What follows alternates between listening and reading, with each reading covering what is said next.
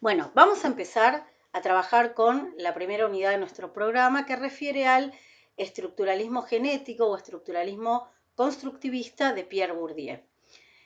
Pierre Bourdieu fue un sociólogo que nació en 1930 en Francia, se formó en las instituciones académicas más prestigiosas del mundo académico francés, ocupó cargos también de alta jerarquía en el sistema académico francés y desde allí formó todo un grupo y un conjunto de investigadores que trataron o aportaron distintos trabajos desde esta perspectiva teórico-analítica que vamos a trabajar respecto de Pierre Bourdieu.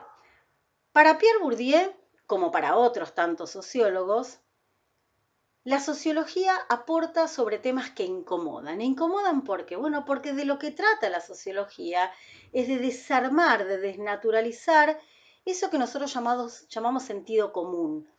Un sentido común que siempre refiere a una construcción social y política, que es el producto de una construcción atravesada por relaciones de poder y dominación. Eso que nos parece evidente, pero no es tan evidente. Nosotros nos levantamos, concurrimos a una institución escolar o vamos a trabajar, tenemos determinada cantidad de comidas que suponemos tenemos que llevar adelante, tenemos rutinas y esas rutinas que las hacemos de modo natural, bueno, de natural no tiene nada, porque en realidad es producto de una construcción histórico-cultural.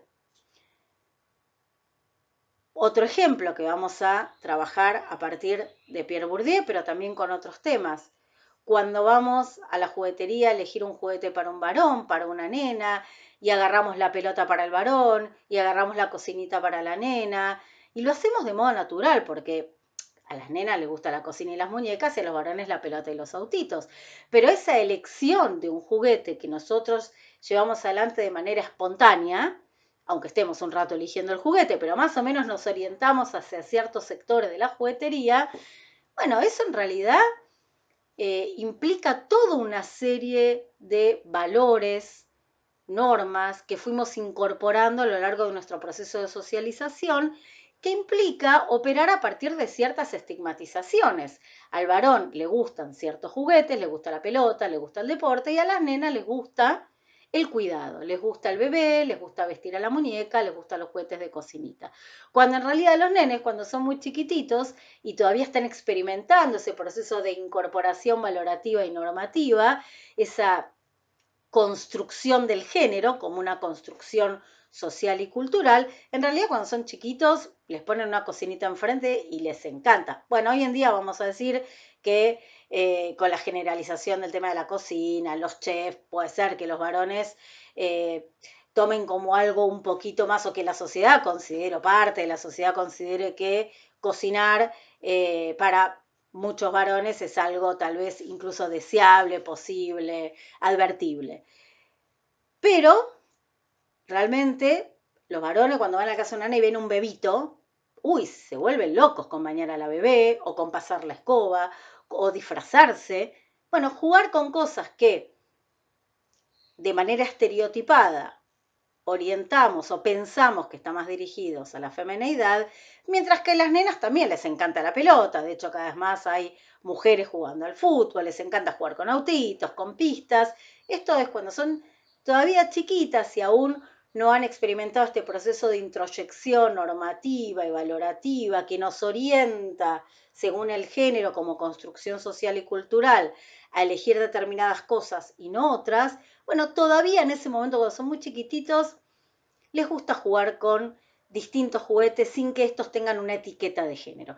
Pero cuando nosotros ya somos más grandes, hemos sido socializados, introyectamos estos estereotipos de género, bueno, nos vamos dirigiendo hacia ciertas elecciones de un juguete u otro porque hemos incorporado justamente una serie de estereotipos que tomamos como naturales. Y a la nena le gusta más esto y a los varones le gusta más lo otro y nos orientamos hacia esa elección. Bueno, esta elección, por supuesto que consideramos natural, evidente, de evidente no tiene nada, o más bien llevamos adelante acciones de manera espontánea, Pero lo que hacemos a través del conocimiento de las ciencias sociales, y en este caso de la sociología, es tratar de deconstruir, de desarmar, de desnaturalizar toda una serie de elecciones, de motivaciones en la acción que nos parecen naturales, evidentes y no lo son. Por eso la sociología estudia temas que incomodan, que muchas veces incomodan al poder, porque la sociología también se preocupa por estudiar y analizar las fuentes de ciertas relaciones de dominación, de ciertas relaciones, de cómo se construyen las relaciones de poder, y por lo tanto, la sociología aporta conocimientos que incomodan al poder, pero también a distintos grupos que componen la sociedad. Entonces, Pierre Bourdieu, que siempre fue un intelectual muy sensible a los problemas de la desigualdad, por eso cuando hablábamos en la introducción, en el video introductorio de la materia, que el tema y el problema de la desigualdad visto a partir, en términos generales, de la tensión estructura-acción nos va a acompañar a lo largo del programa, bueno, ya podemos advertirlo con la perspectiva teórico-analítica de Pierre Bourdieu. Bourdieu, por lo tanto, fue un intelectual que se formó en la alta cultura académica francesa, que formó un montón de investigadores que luego continuaron desarrollando sus estudios siguiendo la perspectiva analítica, epistemológica, metodológica de Pierre Bourdieu. Pero Pierre Bourdieu se formó con el estructuralismo francés, que en los años 50, 60 estaba muy en boga en el mundo académico europeo, el estructuralismo lingüístico de Saussure, el estructuralismo filosófico de Althusser, el estructuralismo en antropología de Lévi-Strauss, pero Bourdieu intenta superar esa perspectiva estructuralista para introducir a partir de los conceptos mediadores de hábitos y estrategias que vamos a trabajar bastante, para introducir al agente que el estructuralismo descentra, que el estructuralismo deja de costado en su perspectiva analítica. Es una cuestión de lupa. El estructuralismo se ocupa de reconocer cuáles son las relaciones estructurales que son supraindividuales, que son, podemos decir, inconscientes, ¿sí? Para los individuos, esto es, operamos a partir de estructuras, pero no podemos muchas veces verbalizarlas, no podemos explicarlas, no nos damos cuenta de qué manera ciertos procesos estructurales inciden, organizan, regulan nuestras conductas, nuestras ideas, nuestros pensamientos, nuestros comportamientos. Y por tanto el estructuralismo se ocupa de aportar desde una perspectiva objetivista, a partir de la sistematización de información, de la construcción de modelos de explicación, bueno, poder sistematizar y entender cuáles son esos procesos estructurales que inciden en la reproducción de esas mismas estructuras y por tanto también que inciden, por supuesto, en nuestras acciones sociales. Ahora bien, al estructuralismo no le preocupa tanto qué lugar ocupan los individuos en esa producción y reproducción estructural.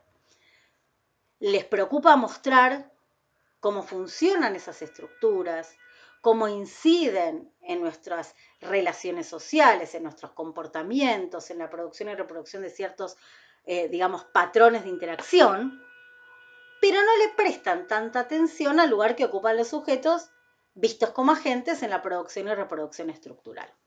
Entonces, Bourdieu toma lo que el estructuralismo aporta para su perspectiva analítica y epistemológica, pero se pregunta, ¿y qué lugar ocupan los agentes en esa producción y reproducción estructural? Entonces, Bourdieu lo que busca es problematizar esa tensión estructura-acción de un modo dialéctico. Hay estructuras, pero también hay un carácter activo en el actor, en el agente, en esa producción y reproducción estructural. Cuando hablábamos de comprar un juguete, elegir un juguete para un varón o para una nena, nosotros lo hacemos de una manera relativamente natural, evidente. Elegimos una cosa o elegimos la otra. No nos ponemos a pensar si con nuestras acciones estamos reproduciendo ciertos estereotipos de género. Bueno, abro un paréntesis.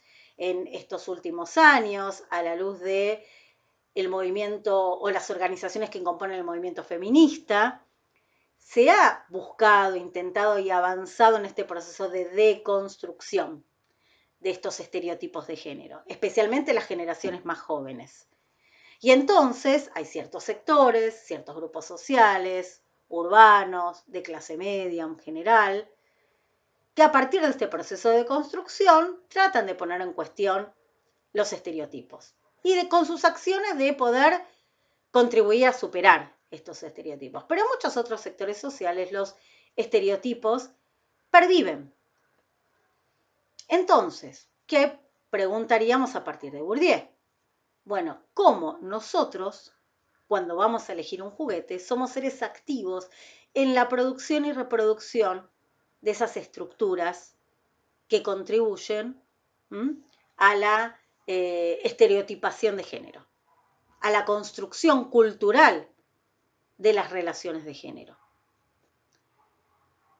En ese sentido, entonces, Bourdieu va a reconocer el peso de las estructuras sobre la acción, pero también va a reconocer que la acción, que los actores con sus actos, con sus representaciones sociales, con sus ideas, con sus movimientos, con su cuerpo, contribuyen a producir y reproducir las estructuras sociales.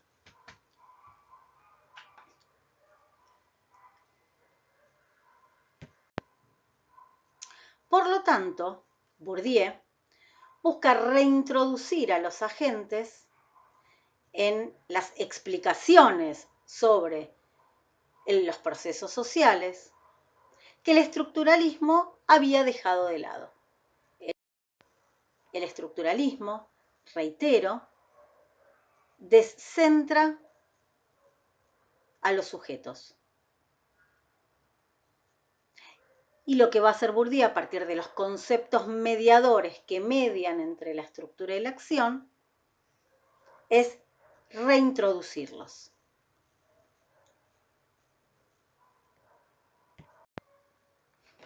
Entonces, Bourdieu reconoce la importancia de las estructuras respecto de la regulación, el constreñimiento de las acciones sociales. Bourdieu reconoce la importancia de las perspectivas objetivistas que buscan a partir de la construcción de conocimiento teórico, conceptual, que oriente nuestra búsqueda de material empírico, nuestro análisis de la realidad social. Reconoce la importancia de estos aportes, pero a su vez reconoce la importancia de los aportes del subjetivismo. Y las perspectivas subjetivistas, aunque son diversas, fundamentalmente ponen la lupa en cómo las acciones construyen interacciones sociales, pone la lupa sobre el peso de la acción sobre otros procesos, desarrollan estudios y análisis empíricos para observar de qué manera los individuos, los actores se mueven en el espacio social, pero no le dan tanta importancia al peso de las estructuras sobre esas acciones. Entonces lo que hace Bourdieu es problematizar la tensión estructura-acción, la tensión objetivismo-subjetivismo, intentando superarla a partir de su perspectiva analítica, epistemológica, metodológica. En este punto, así como le reconoce Bourdieu al objetivismo igual estructuralismo, poner el ojo en el peso de las estructuras sobre la acción, le critica también que para el objetivismo los sujetos son marionetas de las estructuras. No le da mucha importancia a ver cómo los sujetos en sus acciones cotidianas también negocian con las reglas existentes, también desarrollan procesos de innovación permanente, entran en conflicto con esas reglas y no le da importancia al papel de los sujetos y los agentes en la producción y reproducción de las estructuras. Más bien el objetivismo tiende a jerarquizar esta idea de que las estructuras se producen y reproducen de manera autónoma. Y en todo caso, las sociedades producirán y reproducirán, o esas estructuras se producirán y reproducirán en tanto cumplan alguna función, como diría Durkheim, para el mantenimiento de la integración y la cohesión social. Pero parecería que hay una idea de producción y reproducción inmanente de las estructuras, como si se reprodujeran por sí mismas. Bourdieu le va a reconocer al subjetivismo que le otorga un carácter activo al actor en sus movimientos, en sus acciones, en sus interacciones, que le aporta un carácter creativo al actor en este proceso, pero le va a criticar a las perspectivas subjetivistas, con la heterogeneidad que éstas suponen, por supuesto, le va a criticar al subjetivismo que no mira desde dónde miran esos individuos, esos actores, porque no le da tanta importancia a cómo pesan las estructuras, cómo constriñen las estructuras, cómo regulan las estructuras, esas acciones e interacciones entre los individuos.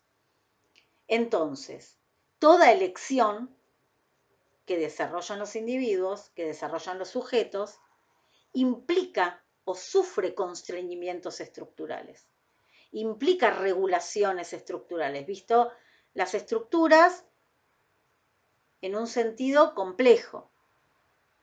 Y el subjetivismo eso no le da importancia. Entonces, Bourdieu intenta tomar los elementos que aporta el objetivismo y el subjetivismo para articularlos, pero también desarrolla algunas críticas respecto a estos dos aportes. Por eso, cada uno de estos aportes por sí mismo no alcanza para explicar el funcionamiento de lo social.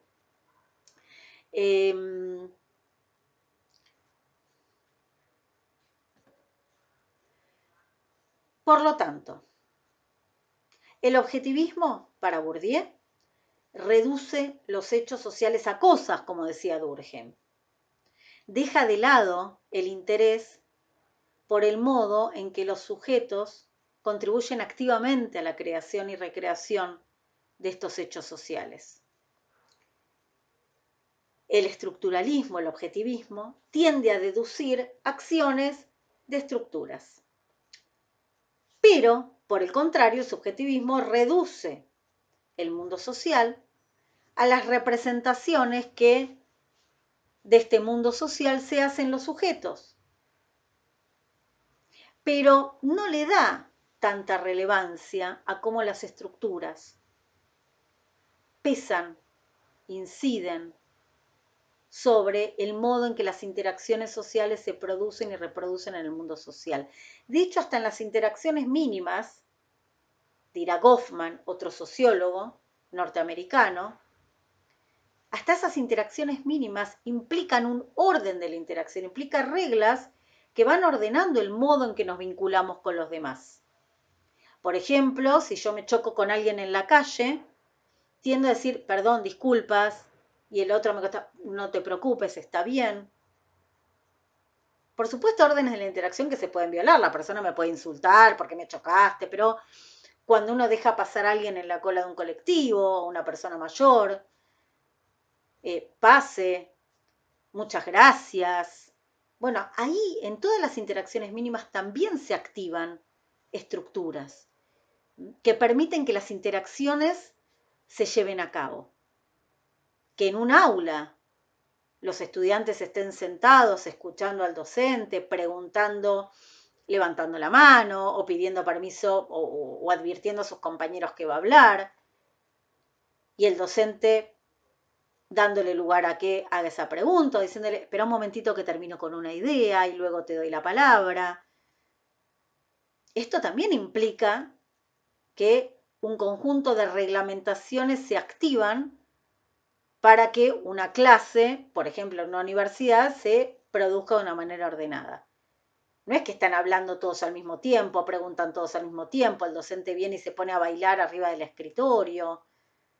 Cuando esto sucede es porque justamente estas reglamentaciones que ordenan las interacciones son violadas. Y esto puede suceder.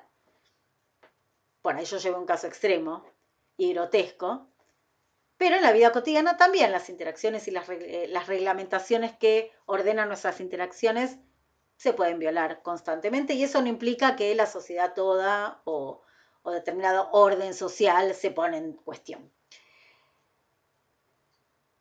Por lo tanto, Bourdieu, con su perspectiva analítica, busca articular estos aportes del objetivismo y el subjetivismo, porque cada uno por separado, a cada una de de estos corpus analíticos, bueno, le falta algo para poder ofrecer de modo más completo una explicación, ¿sí?, sobre cómo determinados procesos sociales se llevan a cabo, se producen y se reproducen. Por lo tanto, Bourdieu se niega a considerar que los sujetos son meros o meras marionetas de las estructuras objetivas, como si fuésemos robots que nos conducimos tal como las estructuras nos indican que deberíamos conducirnos frente a distintas situaciones, pero no renuncia a buscar y analizar esos determinantes o esos procesos que constriñen, organizan, regulan nuestras acciones en el mundo social. Cuando hablamos de estructuras en Bourdieu, porque para las ciencias sociales y la sociología la estructura puede significar distintas cosas. Para algunos autores está más vinculado a normas y valores sociales que contribuyen al consenso y a la integración. Para otros autores las estructuras, como para Marx, tienen que ver más con la noción de clase social, que es nuestra relación, ¿sí?, con los medios de producción. Para Bourdieu, cuando refiere a estructuras, lo hace centralmente pensando en clase social, grupo, campo. Estos son fenómenos de estructura social que a Bourdieu le va a interesar mucho analizar. ¿Por qué? Bueno, porque para un autor como Bourdieu, nuestra clase social, esto es el acceso y la cantidad de determinados capitales que podemos acumular en nuestra vida en sociedad, como vamos a ver más adelante, son o es un elemento importante para entender de qué modo nosotros actuamos en el mundo social, de qué modo tenemos ciertas representaciones sobre el mundo social. De todas maneras, esta idea de normas, de valores también importa para pensar dentro de la perspectiva de la estructura, porque son las que contribuyen a recrear, por ejemplo, ciertos estereotipos, ciertas ideas sobre nosotros mismos y ciertas ideas sobre los demás. Entonces, para Bourdieu, la sociología tiene que operar en dos niveles. Hay un primer nivel donde el sociólogo o la socióloga debe reconstruir las estructuras objetivas que operan, que condicionan nuestras acciones y nuestras representaciones en el mundo social. Pero hay un segundo momento donde la sociología debe recuperar, analizar de qué manera los agentes se enfrentan a distintas situaciones en su vida cotidiana y de qué forma se despliegan las luchas por la producción y reproducción y, por qué no, transformación de esas estructuras sociales. Entonces, lo que va a proponer Bourdieu es un estructuralismo genético o estructuralismo constructivista. ¿Por qué? Porque con esta perspectiva, Bourdieu se distancia del estructuralismo más duro de Lévi-Strauss, de Saussure y de otros estructuralistas en las ciencias sociales, pero le reconoce su importancia, como decíamos hace un rato.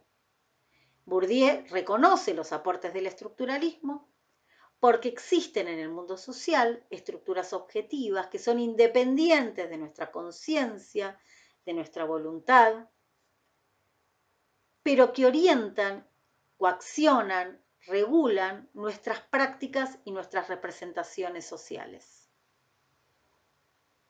Como decíamos hace un rato, son estructuras que operan en nuestras interacciones sociales, pero de las que no somos necesariamente conscientes de que las mismas están operando, de que nuestras acciones las guiamos a partir de un conjunto de estructuras sociales objetivas existentes, que por supuesto esas estructuras tampoco son algo que tenemos que reificar, es una deidad, es algo que existe per se.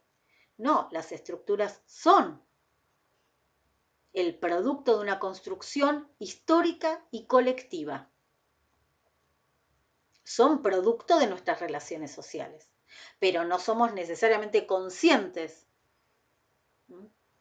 de su existencia o no las podemos, como diría Giddens, tematizar, problematizar discursivamente.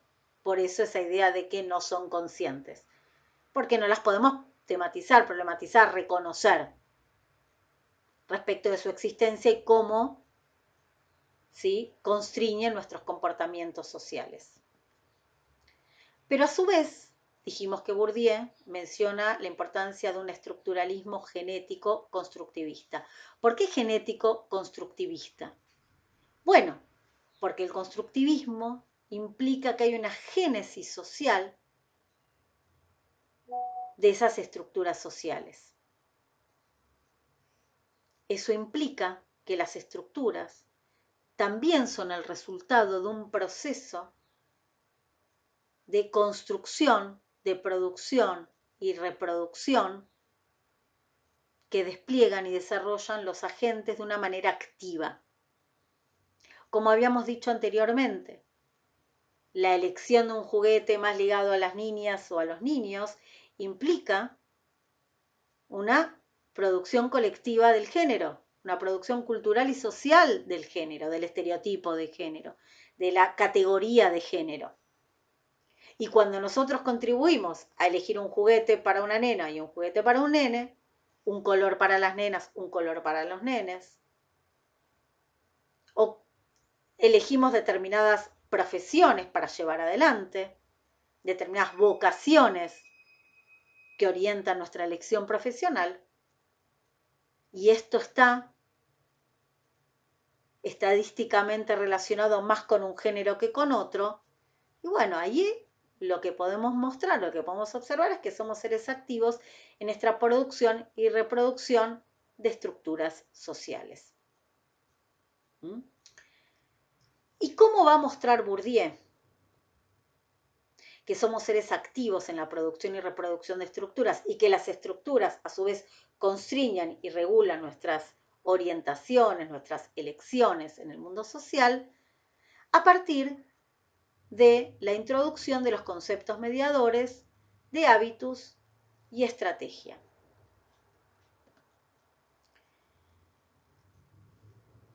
Los conceptos mediadores de hábitus y estrategia, que también hábitus lo podemos encontrar en la bibliografía como sentido práctico, son muy importantes en la perspectiva analítica de Bourdieu. Vamos a referirnos a ellos varias veces. Bourdieu habla de agentes, palabra que mencioné varias veces ya, y no de sujetos. ¿Y por qué habla de agente? Porque la acción no implica la simple obediencia o ejecución de una regla. Porque en nuestras acciones sociales aparece o se compromete un hábitus generador de prácticas sociales. Mientras el estructuralismo de Levi-Strauss habla de reglas de parentesco, de reglas matrimoniales, porque a partir de sus investigaciones él revela que en determinadas comunidades tradicionales, cuando las personas establecen vínculos matrimoniales, lo hacen para continuar o para cumplir con determinadas estructuras societales, porque las reglas de parentesco, visto como reglas de parentesco por Levi-Strauss, implica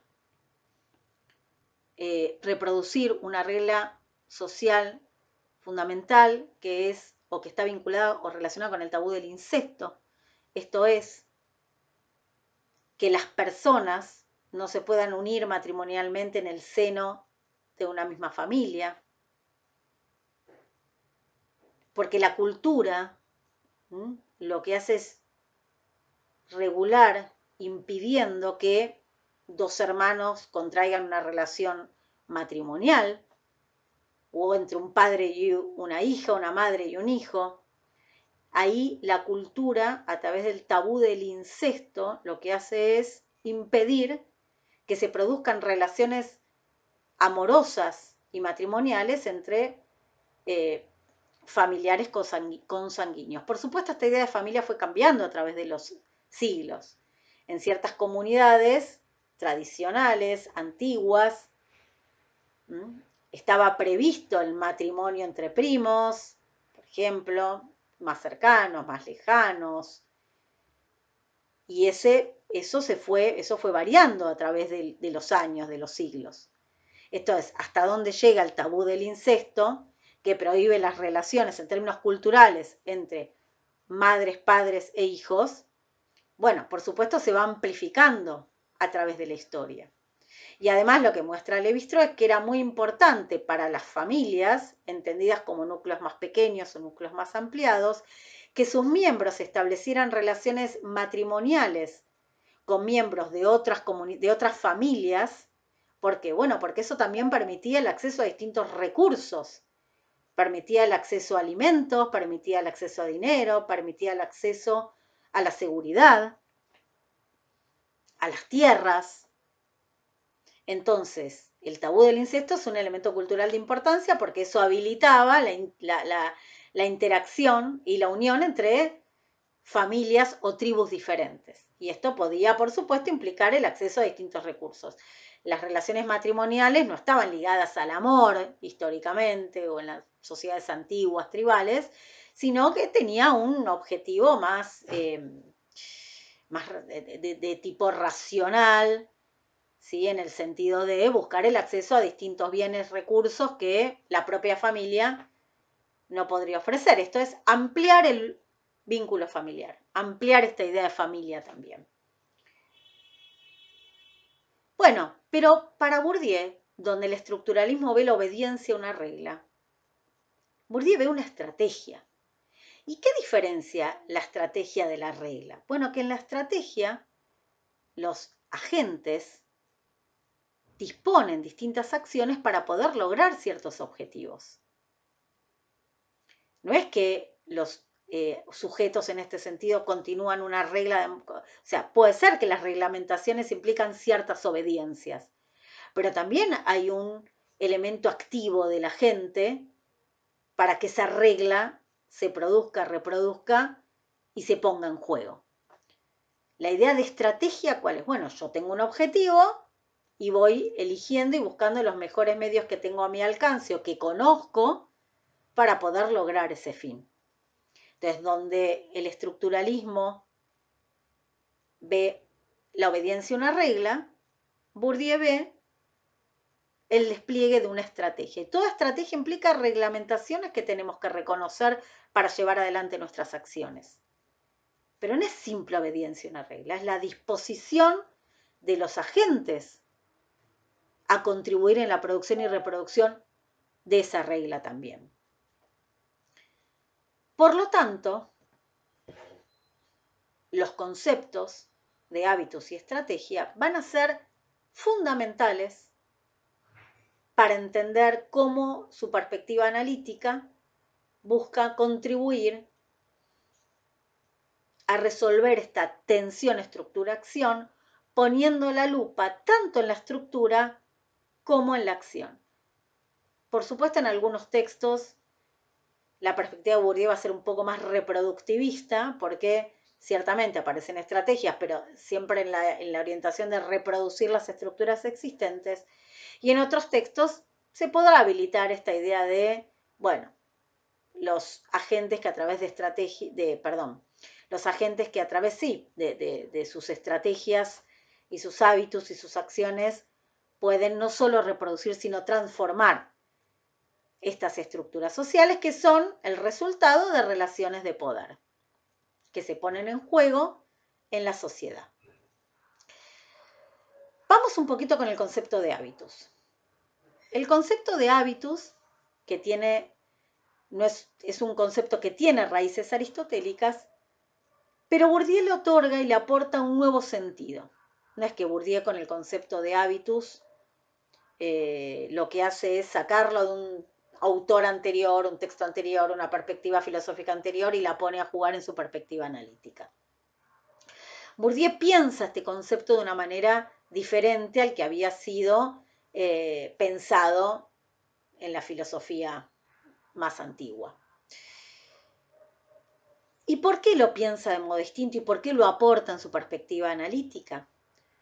Porque lo que busca Bourdieu es escapar a un estructuralismo sin sujeto, a un estructuralismo que descentra el peso de los sujetos en la producción y reproducción de estructuras, pero también busca escapar a una filosofía del sujeto, esto es, busca escapar a esas perspectivas subjetivistas que ponían el ojo en las acciones e interacciones sociales sin darle importancia a cuáles eran o son las estructuras que constriñen, regulan, condicionan nuestras acciones en el mundo social.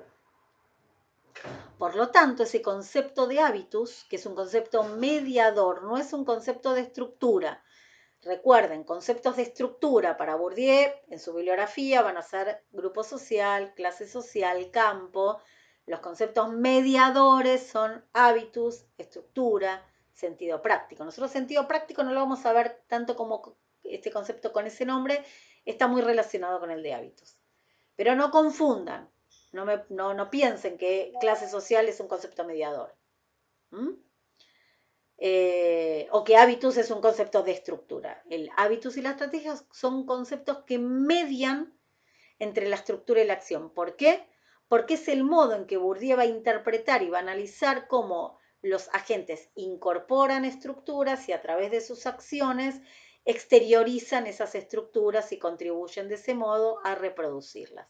Por lo tanto, con el concepto de hábitus busca escapar a una orientación de análisis mecanicista que el estructuralismo, o respecto del modo en que el estructuralismo aborda su perspectiva analítica, y va a insistir en las capacidades generadoras de nuestras acciones en relación con el hábitus. De hábitus vamos a ver distintas definiciones, ¿sí? En la bibliografía, en las clases, ustedes van a tener que ir construyendo, por supuesto con palabras acordes al concepto, una definición de hábitus. El hábitus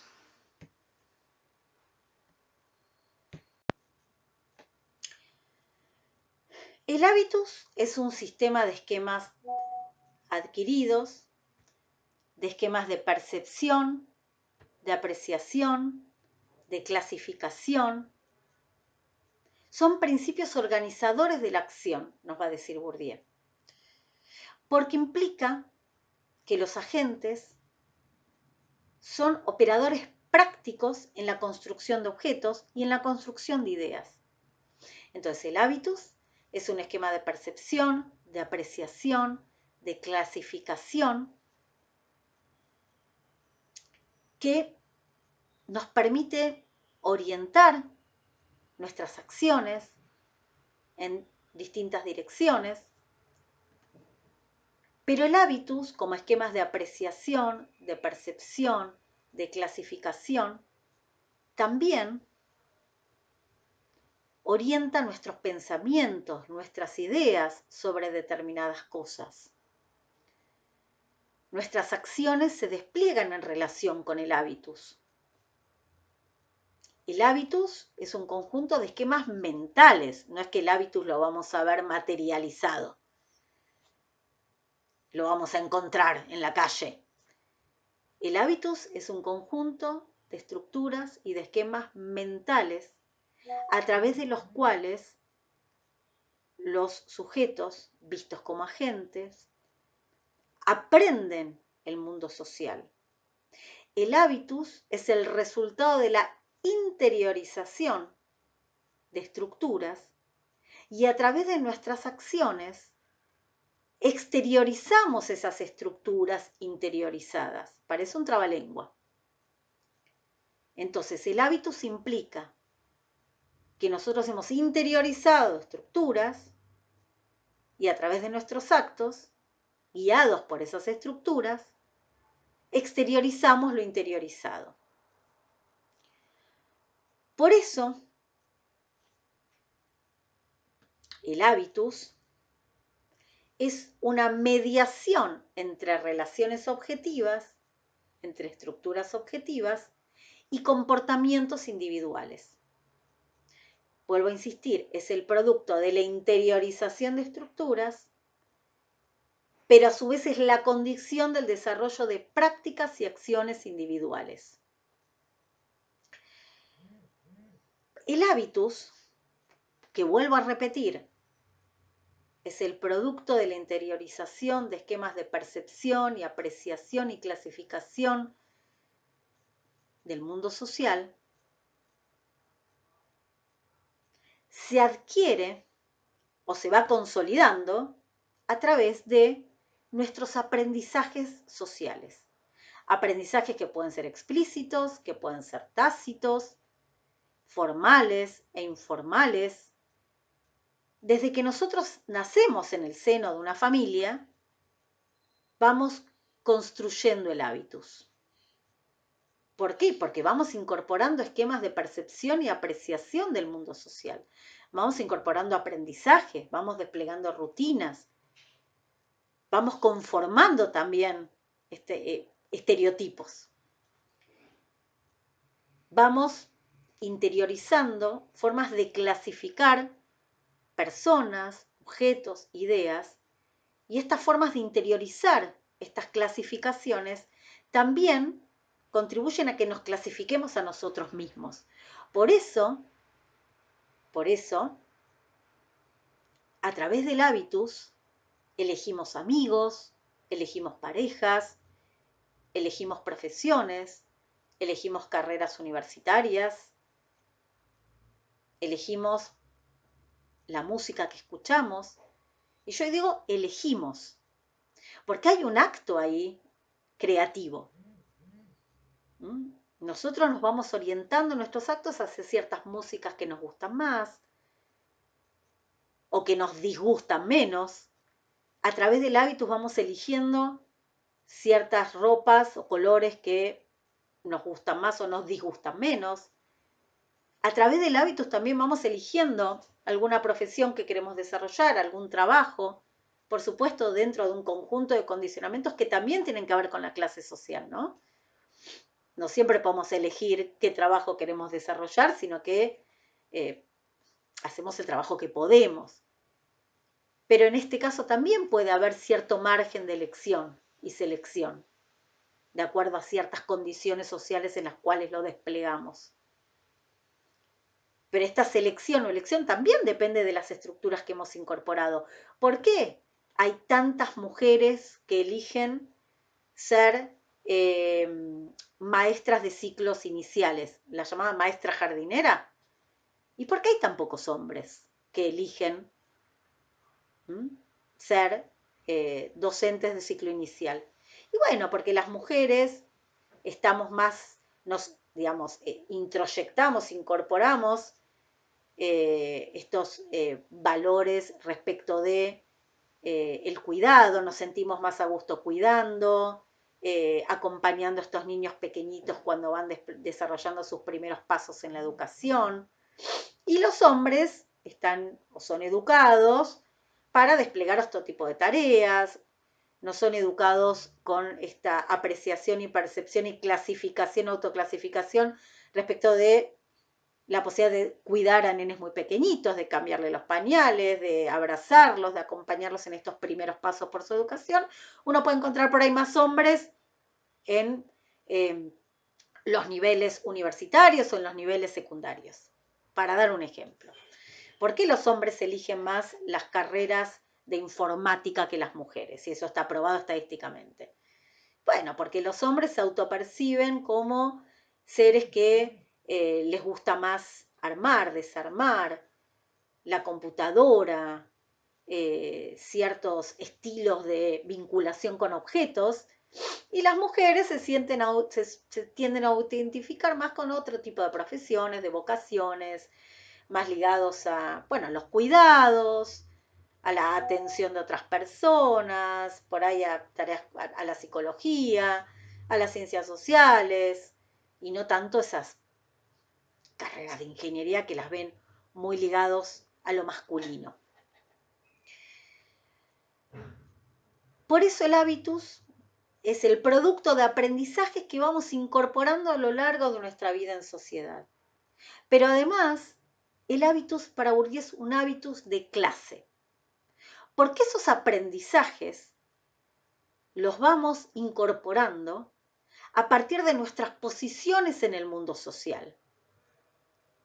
Son aprendizajes que vamos incorporando en relación a la escuela a la que asistimos, al club en el que vamos, al barrio en el que vivimos, en relación con los viajes que podemos llevar adelante.